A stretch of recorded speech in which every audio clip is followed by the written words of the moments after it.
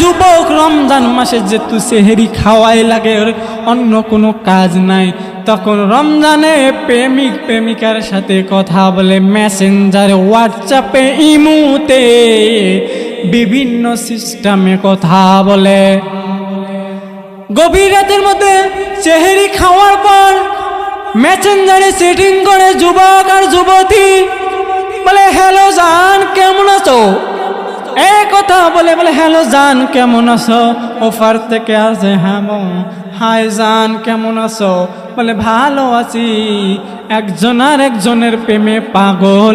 এই রমজান মাসের মধ্যে ইবাদত না করে, রমজানে তাহাজ্জুদ তো দূরের কথা, ইবাদত না করে সে কি করলো, ইবাদত না করে প্রেমিক আর প্রেমিকা দুইজনে ফেসবুকে মেসেঞ্জারে সেটিং করে হ্যালো জান কেমন আছো।